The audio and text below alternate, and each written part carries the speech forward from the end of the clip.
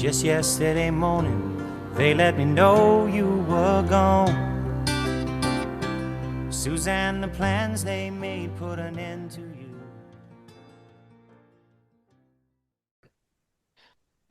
Welcome again to the Southwest Climate Podcast. Mike Crimmins, how you doing? Hey Zach, how's it going? I'm doing well. I'm happy. Right. Well, in part because we're doing something special here. We'll do our normal Southwest Climate Podcast where we talk about the weather of the moment, but this episode is one of our first times in which we bring on a guest to talk about cool topics. And this one is fire weather, which is near and dear to your heart, Mike. Yeah. And so we're going to bring in Chuck Maxwell. And Chuck Maxwell has more than 30 years of experience in meteorology, fire environmental data management, and wildland fire decision support. He was the program manager for the Predictive Services program at the Southwest Coordination Center for more than or close to 25 years. He's a subject matter expert in fire meteorology and the National Fire Danger Rating System. So he's done a lot here in the Southwest, Mike, and is really one of the foremost experts for this region and maybe nationally. So it's great to have him and pick his brain a little bit. You spent a long time working with him, haven't you? Yeah, I actually met Chuck when I was doing my dissertation over, I don't know, 20 plus many years ago. And I did my dissertation on fire weather, and Chuck was the expert. And I reached out to him, and he really helped me think some stuff through. And we've reconnected in the past 5 years with the Crimmins project to just try to help understand how fire managers use weather and climate information. So we've been working pretty closely.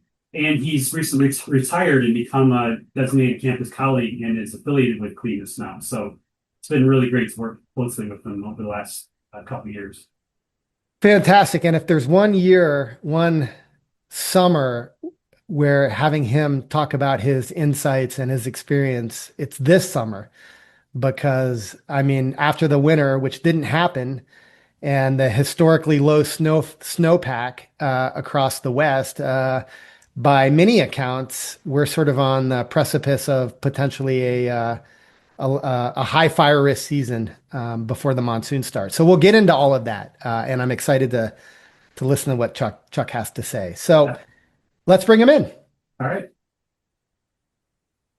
Okay, so we now have Chuck Maxwell. It's nice to have you, Chuck. It's nice to meet you for the first time. I've heard a lot about you. Welcome to the Southwest Climate Podcast. Thank you, Zach. It's nice to be here. Thanks for having me. Well, maybe just to start it off, because you've got a lot of experience, a lot of things about fire meteorology, fire weather that I, for one, don't know, and I'm sure a lot of our audience doesn't know either. But maybe we can just start it off with a little inquiry into you managed predictive services within the Southwest Coordination Center. So what is that? What do you do in predictive services?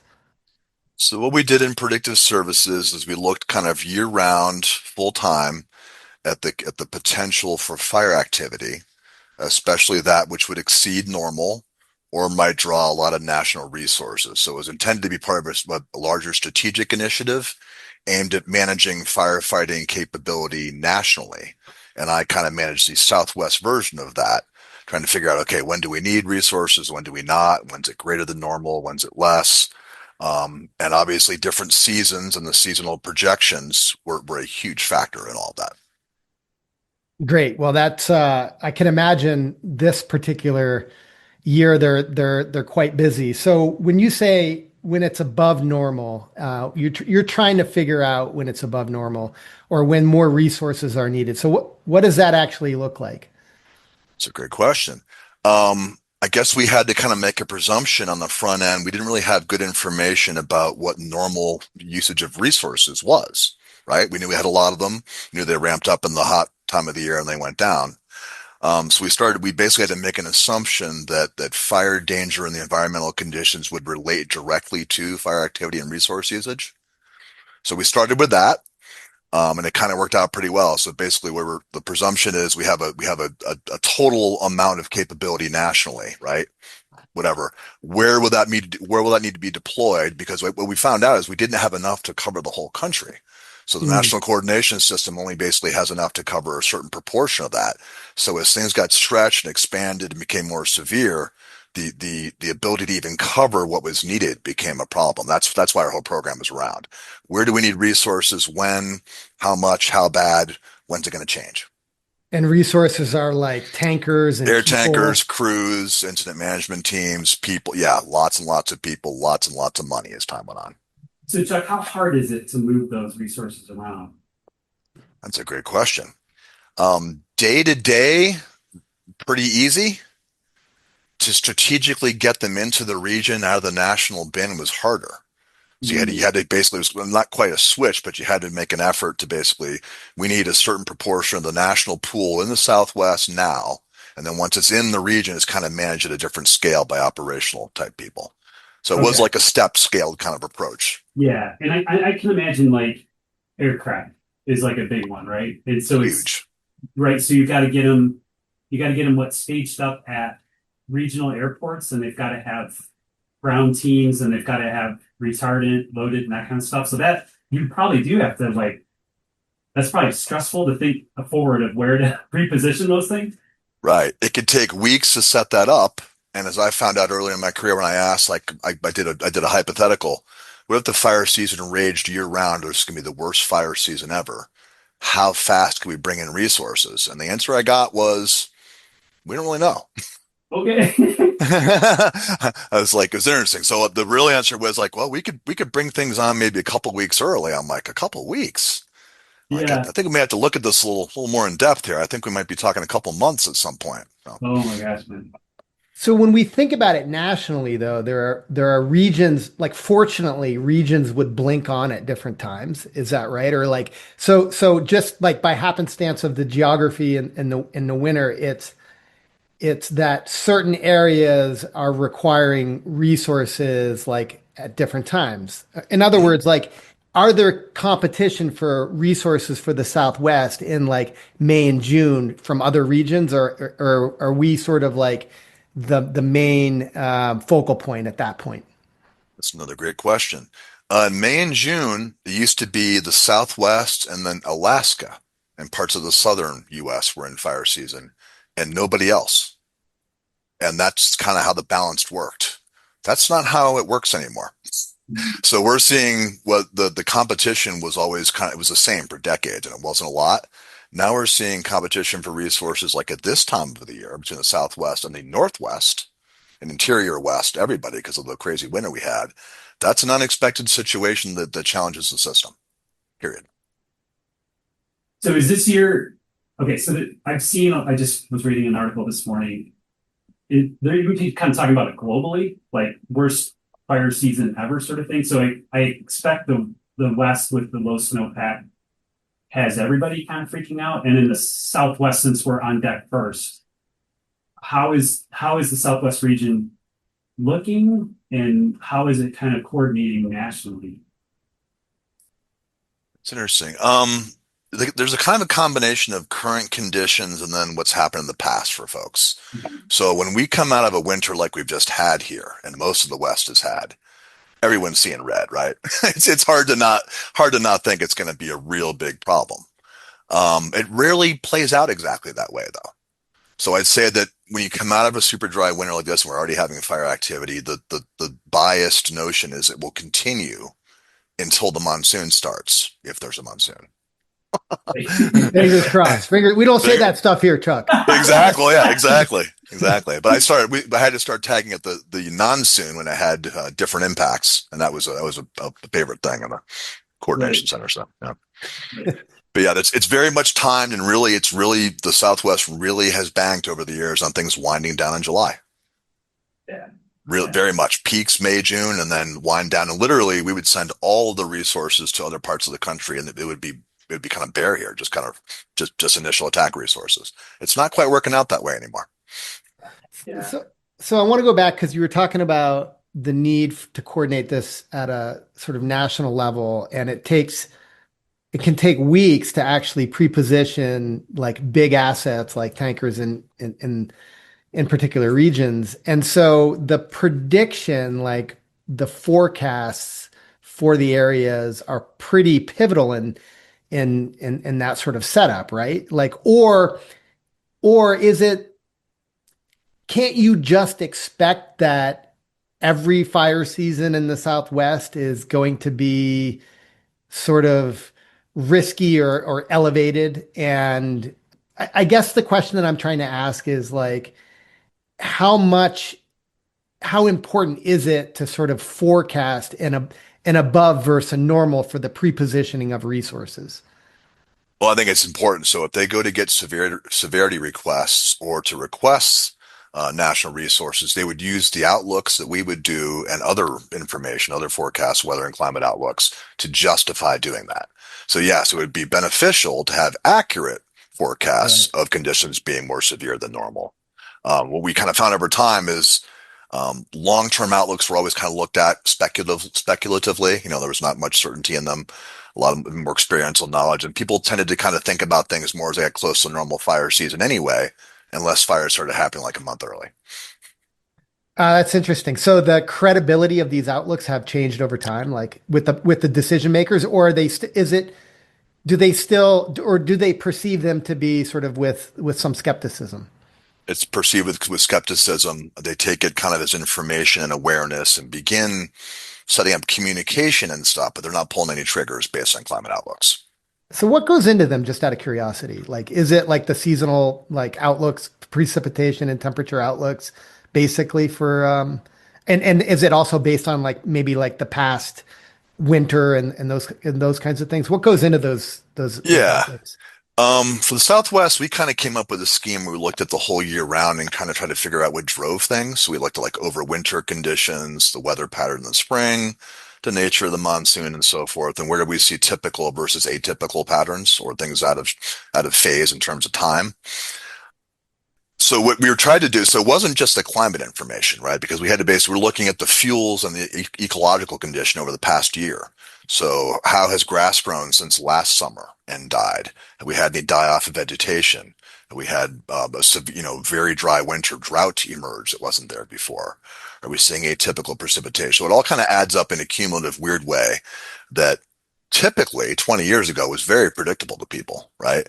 And what we kind of saw is that just the sauce wasn't coming together the same way anymore. We looked at the same things and we just didn't have the confidence really to say anymore. This really will be a bad season or not. And it's really the monsoon's a huge part of ending the season in the Southwest, ending the season, I say with quotes. And that hasn't quite worked out as planned the past 5 years. Like because it's why? Just a Because very yeah. so literally I watched when the rains would start in the Southwest back in the days of old, within 2 weeks, there would be 80% of the firefighting resources would be gone. Wow. Yep. They'd leave a skeleton crew behind for initial attack in a relatively moist environment, right? And send the resource to where they thought they were going to be most useful. So now the resources have to linger a lot longer because why the forests are just so much more drier or like any thoughts on I think it's that. Just the nature of the precipitation patterns seem to have changed, especially when fine fuels are a big player in the monsoon, right? You grow a bunch of grass and they dry out in 2 weeks. We started seeing fire activity over the summer that was more like it was in May and June, and we saw that like 2 or 3 out of 5 years. And that's just absolutely not planned for, not expected. Really stresses the system. You have to bring resources back into the Southwest in the middle of the summer. That means someplace else is having to do with less. so monsoon breaks like a Yep. break like so how long would be problematic for a monsoon break? Like let's say you had the monsoon start July 4th, and you had a couple of good days of rainfall, sort of widespread rainfall, sort of tamped down like the initial risk, and then like it went away. Like and it went away for a week. Is that like problematic or would it need to be longer? It really needs to. So I've seen things pop back to severe in 2 weeks. Like if you don't get rain and if you get lightning around the periphery and your grass dries out, you're going to get fires you have to respond to. That didn't used to happen back in the July and August of the 90s, right? Well, maybe one year Yeah, in the 90s. I remember So Chuck when you were still working and we were chatting.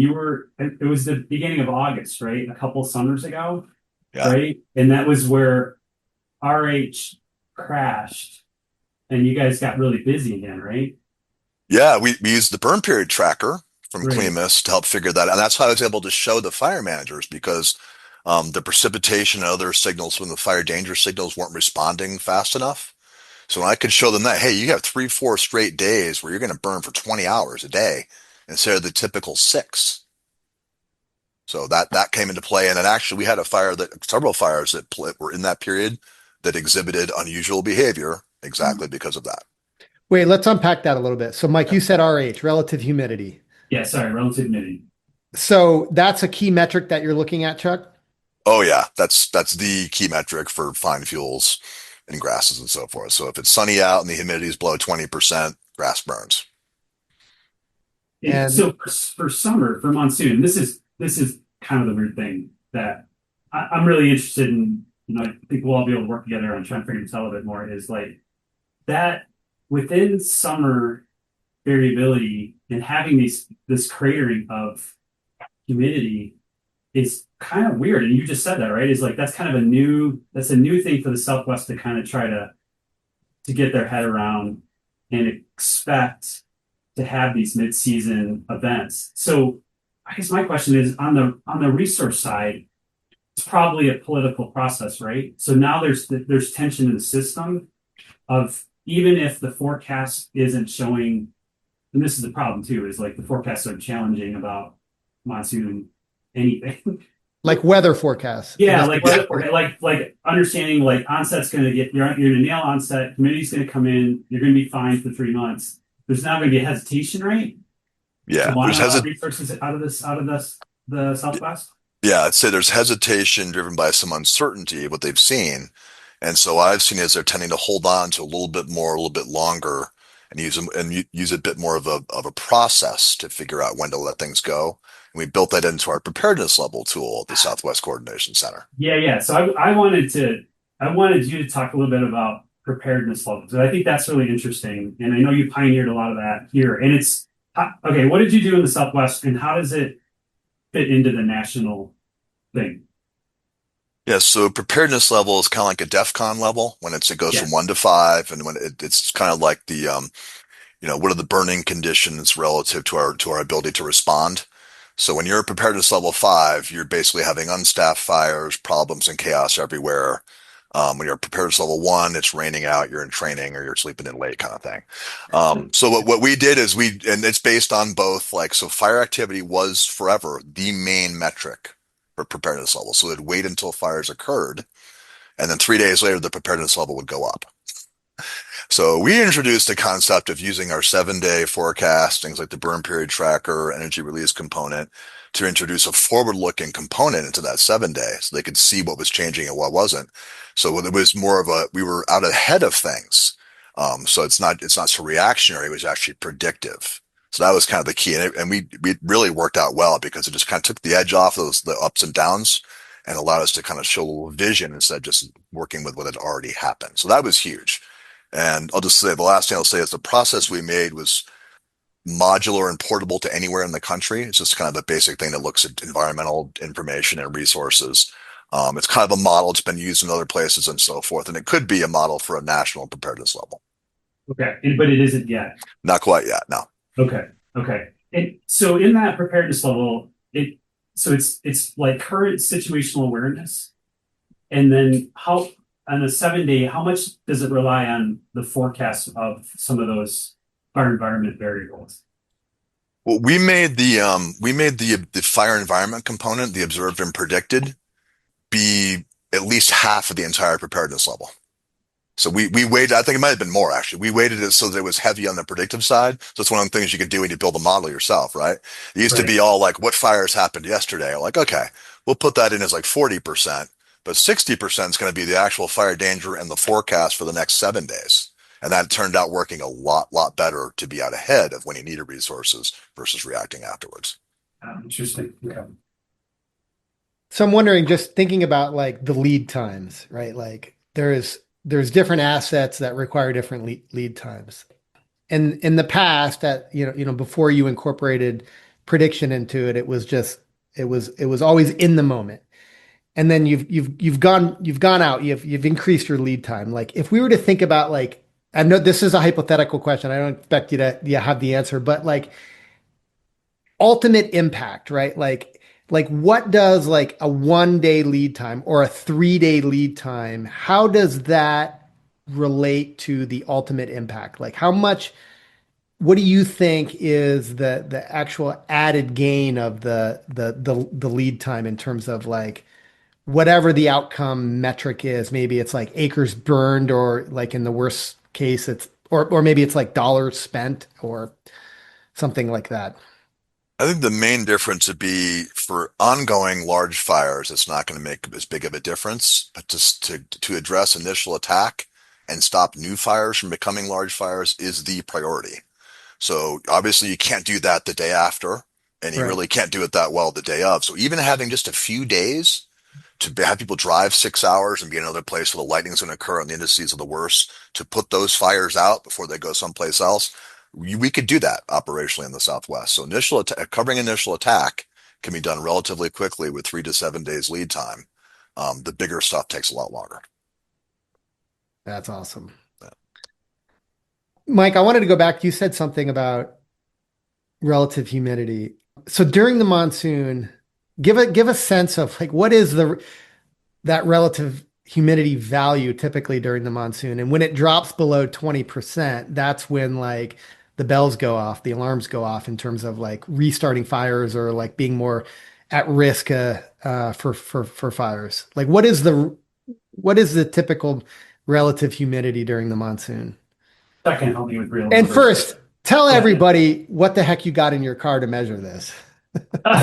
That's secret, man. That's intellectual property. I do, Like an yeah, old sock or something. I did, I did build. We'll talk about this on a future Bob, but I did build a mobile dew point tracker because I am that crazy about dew point. But and it's really cool. But Sorry, I had to out you. I think there are I thought it was awesome. Yeah. three people that will think this is cool. Well, it's probably two are on this podcast. That's pretty cool. Yeah. Well, so yeah, I mean the dew points that, and again, relative humidity is it's gonna be the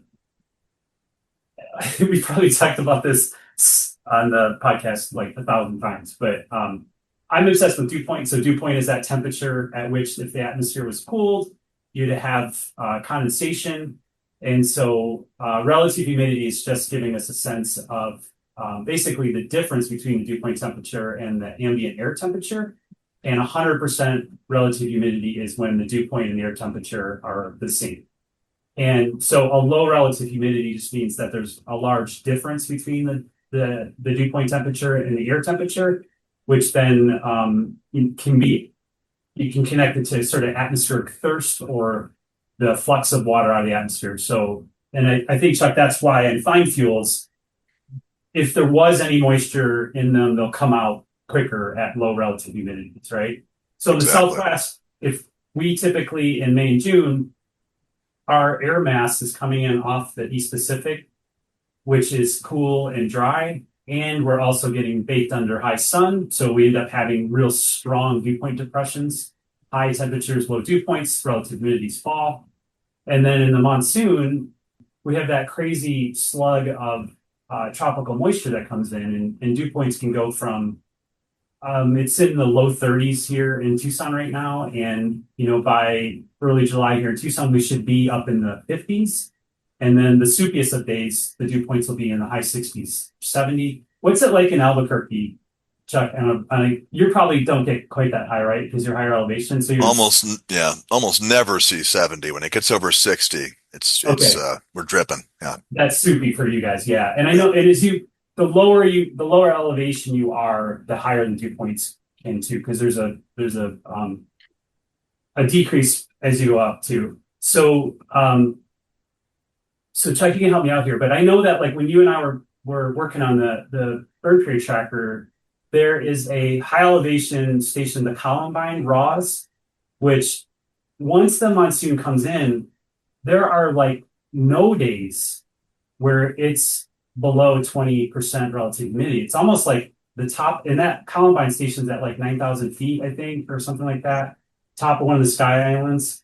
And it's like when the rain comes in, the environment's sweated up and it cools off at that spot. So that spot, like almost never, once the monsoon comes in, we would see any low relative humidities. Even during breaks? Yeah, even during breaks. I mean, I think then it's like if that the highest elevations have wetted up and cooled off, they still won't even dry out. So I guess it would probably take a prolonged break or a delayed monsoon But in the onset. valleys, it would be different. Yeah, in the valleys, I mean, you could still see in western Arizona us still get those dry days because they're outside of the rain typically for the monsoon. And even with the high dew points that are coming out of the Gulf of California, it's still really hot. And if it's like 110 and even a dew point in the 60s, you're probably still in the low 20s, Chuck, or something like Yeah. that. Yep. Yeah. Temperature has a lot to do with it. You're right. Like, so we didn't nearly see as often, fire activity at high elevations during the Mm-hmm. monsoon, unless there was an intrusion of westerlies that brought in definitively drier air, lower dew points. We saw that year you happened to mention. Otherwise, Right, right. most of the activity we would see was lower elevation grasslands or mid slopes where it was hot enough. So the temperature dew point together got things down to 20% or less. And that seemed to be like kind of a trigger about then is if it was 20% or less during the day with solar heating on the fuels and things lit, they would move. You're gonna go. Yeah, yeah. What do you think, Zach? Yeah, the wheels are turning. I can see you're thinking about relative humidity. The Well, wheels are there's a lot turning. of yeah, there's a lot of moving parts with those metrics. It's hard Yeah. to keep straight. So we're not talking vapor pressure deficit. That'd be the cool, the way it would work, Yeah, but nobody knows what it means, right? So it'd be, true. And what we should get. I mean, what when we dive into the fire danger rating system no, indices. yeah, boy. So aside from, I mean, you've mentioned a few things like temperature, obviously rainfall, like some of the forecasts. Like, are there other metrics? Are there other information sources that somebody like you would be looking at that maybe somebody like me who's, just, observing the weather as a climate scientist, like not know? Like, in other words, like if Mike's like, all right, like we want to build the decision support tool for fire managers, like what should we think about? Like, what would you say? Like, So a couple of things would be tracking in the fire danger indices all the time, because even though those go down, they are relative and you can see the signals there. Tracking the growth and the conditions of fine fuels, right? If you get a big burst of fine fuels and they dry out, you have fire where you couldn't have had it 2 weeks before. That happens a lot in the Southwest. And then the other thing that isn't as easy as tangible is the actual patterns, like looking at their upper patterns and whether they're conducive to or might suppress convection, or whether some of the patterns we've seen, if the convection holds to the mountains and doesn't move over the lower elevations in rain, that's not that helpful. So it can be a year when there's relatively high dew points and there's a high here, but if storms don't move off the areas where they're generating and hit the lower elevations where they need it, fire activity will continue at those lower elevations. So yeah. we've seen that before too. It's kind of a pesky kind of thing. So you said before, like the alarm bells are going off for this summer, and I'm just wondering, like when you're retired now, although you're still paying close attention. But what was a year in which you were like, this is not? What was the worst year like for or the? I don't want to characterize it like the worst year, but like what was the year where you were the busiest in the beginning of the season? Well, Is I there think one or is it every year? not every year, but 2022 with Hermit Peak Calf Canyon in early April to kick off the season and go through August. That was the busiest season we've ever had. And Mike, remind me. So what did the monsoon? You're the historian here of the monsoon. What did the monsoon look like in 2022? That was a very dry year, wasn't it? Um, It may have Because been back 2020 then. was epic. Then 2021 and 2022. Wait, did I get that wrong? No, 2020 was 20, was 2020 was, dry. yeah, 2021 and 22 was 2022. good. Yeah, that's right. I had Yeah, that backwards. Eventually, yeah, yeah. Yeah. 21 and 22. And they really, I think 2022 especially favored Arizona Yeah. and the low desert. Like it was the Tucson Phoenix monsoon, and it New Mexico didn't see it. I think it was on the really dry winters too. I think too, Chuck, were part of the preconditioning. Like that was Oh the yeah. big story with Yeah. Calf Canyon and Hermit Peak. Yeah. We had to teach people about the snow water equivalent or liquid water equivalent. No, seriously, like, hey, the Yeah, same 6 inches of snow doesn't mean the same thing on April 6th, right? There's a whole right. Yeah, conversation there. Snow yeah, science. What yeah. about like social monitoring? Like, is there any like of those variables that are like of interest, right? Because like 50% of the fires are started by like people. Right. Um, I mean, that's a that's hard, that's that a that harder is a thing to hard one. incorporate into a Right. metric. But Well, that's for the whole. So they try and use fire danger and other metrics and weather and stuff to do restrictions that are supposed to tamp that down. right, But they all have this kind of done by our dispatch zones, which there's about a dozen across the Southwest. So they have a process for doing that. It takes a little time. So yeah, they do try and regulate the human use and that human start component, but it takes some doing, and there's some politics involved and coordination. So yeah, it's hard to get that out of the mix. And the holidays and stuff are always a right, concern. Yeah. yep. So 2022, what do you think about this summer in comparison? Would you think that it would be similar? I I really don't know if what I've seen. I mean, if you look, this is like if you look at things that they are now, right? It looks like it's going to be really bad. Yeah, If I look at the Climate Prediction Center outlook, I would think it's going to rain all summer.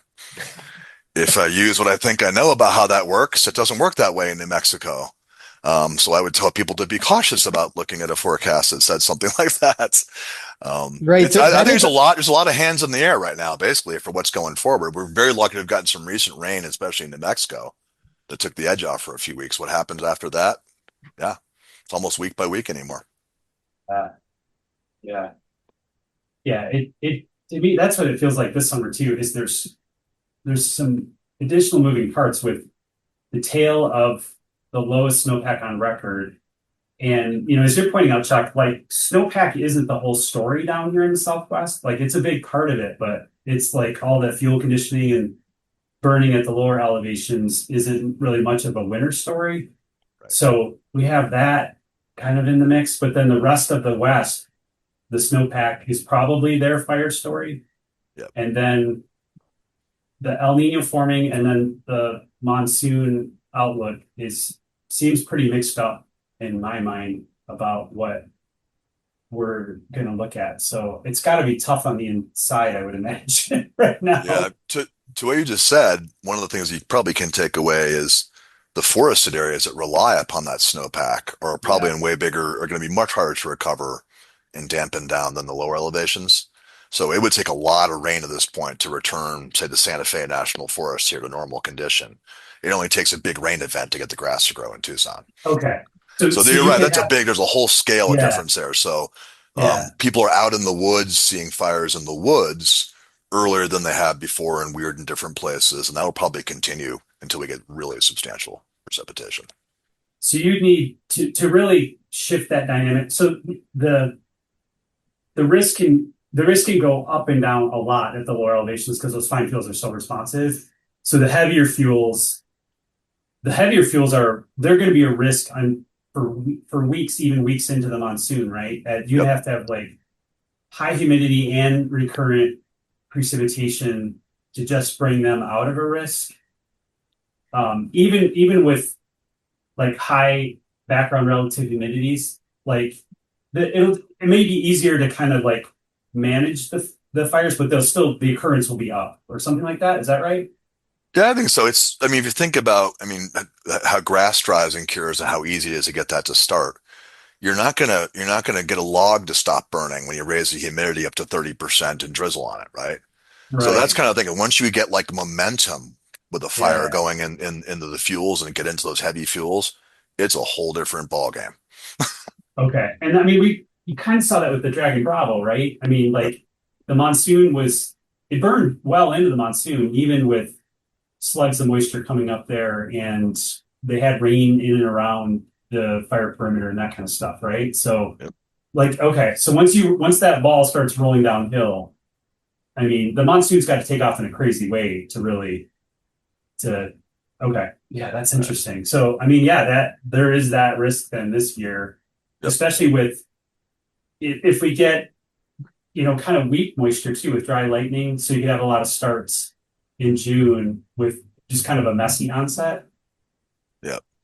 Yeah, I agree, especially with the rest of the West already pulling resources and getting fires. They've had some, I think, a few escape prescribed fires up in Oregon, Washington. It's already been a tough season early, so Oh, they're already looking to draw resources from places like here, even when it rains for a week, to take them anywhere else.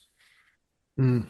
so they would make the argument that, hey, you guys are fine because you had a little bit of cloud and rain, and so there'd be the ask on it. That's Yeah, interesting. I've seen that Huh. before. Yeah, that's why we made the Yeah. preparedness level tool. Ah, that's cool. Yeah. So I was just before this podcast, I was looking at a paper. It was published last year on correlations between snowpack conditions. It was a revisit of the snowpack and soil moisture and onset of the monsoon. And I think one of the upshots was that there when soil moisture and snowpacks are low, like on average, the monsoon starts like a week later or something like that. And of course, that had me thinking about this year where we have really low snowpack and soil moisture. And so, like, if we had like so historically in Southwest or in let's say around Tucson, it changes by geography, but historically the monsoon would start around like July 1 or July 4, somewhere in that vicinity. And if it was delayed a week, like how consequential is that? That could seem like pretty pivotal, right? Just a week or not really. Like, Just a week is within the realm of tolerance, I'd say. If it were to go to August 1st, yeah, once you're getting through a pay period or 2 or 3 weeks, that's how kind of things move in the government on a pay period basis. Then you're getting into some more concern. and the concern is like assets need to be elsewhere or like the cost. Well, cost isn't usually that much of a concern, for Okay. better or worse. But yeah, so what happens, I mean, so when another fire breaks on CNN right up in Oregon, and you get a Yeah. shot of rain in Arizona and New Mexico, crews are going to Oregon. Yeah. So that actually does play in, like just the whole. So fire activity in the end does drive the results. So if a bunch Yeah. of fires pop up somewhere else, and we're not having them, even if we're really the potential's there, they will draw resources to the going fire. I don't know, this is a weird question, but did the politics get in? Like, so like CNN has like a fire, right? Like, so the national attention is like somewhere else and is like somebody like, oh, we've got to go and fix that. Like, Uh, and so that like that sort of trumps the sort of the situation on the ground elsewhere or not so much. it does. And we had when we did our incident prioritization worksheet, we had a whole category for socio-political impact that we had to put in there because of things like that. Because sometimes it was that kind of tipped the decision because it became a fire of national significance is one of the triggers Interesting. for stuff. Yeah. So whatever national significance means, if you can get there, you tend to get resources. Huh. Well, I got a sort of left field question, Mike. I'm wondering, so do you guys learn from other countries who are doing fire management or like how does like it seems like listening to you and knowing what I know a little bit about like how it works in the US, like we've got very advanced fire management system, and are there other countries doing it better that we learn from, or are we leading the way, or like any sort of learning that goes on from things done elsewhere, maybe Australia or some other areas? Are you asking me or Chuck? I was asking Chuck. Oh, Good. darn. Okay. Yeah, Um, I Chuck would know better than me. I mean, there's right. I mean, fire is the physics of fire are the same everywhere. The Yeah. politics and the awareness are not, and the readiness. Right. And there's just a huge difference. We're very reactive, very responsive to values, quote unquote, whatever the values are designated. And yeah, we're not, I would say, as proactive as we could be. And I've seen some other countries that are much more proactive in the way they approach it. A lot more burning ahead, just a different approach to not nailing resources down to one place or shifting with the environment, injecting like you said, the politics and stuff into it, which is real, just kind of does change the dynamic and makes it a bigger challenge here in the US. We do have awesome capability, but we have some constraints I don't think other places have. Interesting. Yeah. Yeah. All right, Mike, any final thoughts? Burning questions, so to speak? Burning questions. Burning bits. So, Chuck, what do you think? What do you think the fire season in the Southwest is gonna pan out like? Yeah, what's your forecast? I Yeah, haven't looked at the latest model run this morning. I gotta tell you, I mean, I can't believe it's going to rain all summer. Yeah. And strong El Nino type signal for New Mexico anyway has kind of shown an opposite trend to be a drier or more mixed monsoon. So I'm a little confused about what I'm seeing. I'm with you, man. And I'm like, I just, I don't know. I mean, things when it gets really past years, we've had a really dry winter, and then we get this weird thing in the spring where kind of winter spring comes late and stuff like that. It seems like just kind of back everything off 60 days, and we get a weird dry spell we're not supposed to in the summer. So we may end up with having above normal precip through the end of the year, but I would anticipate a 4 to 8 week period in the summertime when we're going to need to have resources here for fire activity. Yeah, that's a bummer because it could be that situation again where it's early August and the whole country's looking to you guys like, forget it. It's, you're good, but you're like, actually our fire season showed up. Right. We also had that really interesting, severe extreme heat wave in March. Yeah. Did that change the equation at all, or was it just too short-lived? We actually all of March was like, I mean, we had April temperatures and May temperatures in March for an extended period of time. It's been great the past few weeks. So for Southwest, I mean, it did because the snow was already terrible here, right? So it just destroyed the ski areas and melted out their snow before closing day. And it just made kind of the bad situation worse. But that was already in the cards. Where that ridge did a lot of damage is further north and west here in the whole western U.S., where it was even more anomalous there, right? So you go up into Utah, Oregon, Idaho, so for us, that was anomalous and weird. But for those places, it was off the chart. Yeah. So there's just a difference there. So we've had years before we've come out of it really bad and not burned, totally burned up, whatever. But that doesn't normally happen in Utah and southwestern Montana. And it did. I mean, I know here, my wife, just as a quick anecdote, my wife was on a yoga retreat in Mexico, and the temperatures the entire week that she was there in March were hotter here in Albuquerque than they were in Mexico. It was bizarre. It was bizarre. It's like, yeah. Well, the upshot, yeah, go ahead. I was going to say just that I know the conditions are seeing the fuel moisture and the fire activity already in the interior West is it's off the chart to the point where people are questioning the indices, basically. There's no way it can be this dry already. I'm like, well, yeah, you just maybe haven't seen a year when the snow was gone like a month early and it was hot like that in March. And now you see this. So it's hard when something changes that fast and it hasn't happened like in decades, it is still hard for people to wrap their heads around. Yeah, so the upshot for me is buckle up, and we're, again, all eyes pointed to the monsoon. Absolutely. I'm not sure the Southwest will be the worst place in the summer this year, but certainly someplace in the West will be. Oh man, yeah, it does seem like north of here it's gonna be rough. Yeah. Awesome, Chuck. Well, we got to have you back. I mean, there's a lot there to unpack, and this was fantastic. You need to have the sports show version of this one, right? We can mix sports and climate and weather. Yeah. Well, I'm not quick enough to bring in the sports metaphors, but they're there to be had for sure. You're pretty good. Yeah, and this go Pistons tonight. So just throwing in my Detroit Pistons. So. Nice. So he's a Midwest guy. Yeah, that's right. All right. Well, thank you so much, Chuck. Yeah, thanks so much, Chuck. Really thanks for having me. It was great. Glad to do it again.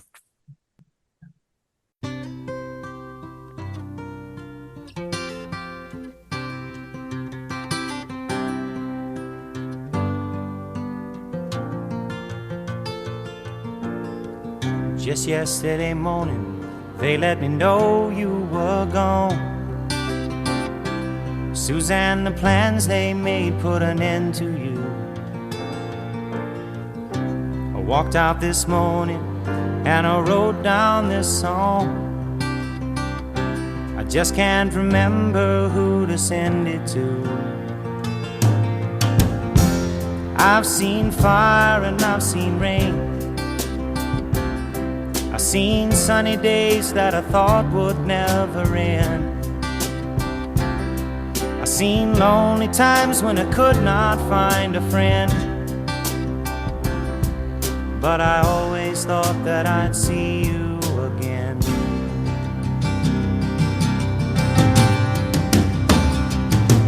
Won't you look down upon me, Jesus? You gotta help me make a stand. You just got to see me through another day. My body's aching and my time is at hand. I won't make it any other way. Whoa, I've seen fire and I've seen rain. I've seen sunny days that I thought would never end.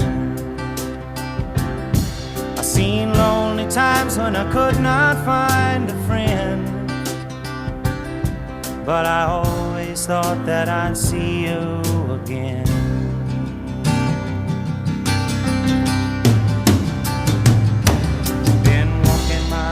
To an easy time, my back turned towards the sun. Lord knows when the cold wind blows, it'll turn your head around. Well, there's hours of time on the telephone line to talk about things to come. Sweet dreams and flying machines in pieces on the ground. Whoa, I've seen fire and I've seen rain. Seen sunny days that I thought would never end. I've seen lonely times when I could not find a friend. But I always thought that I'd see you, baby, one more time again.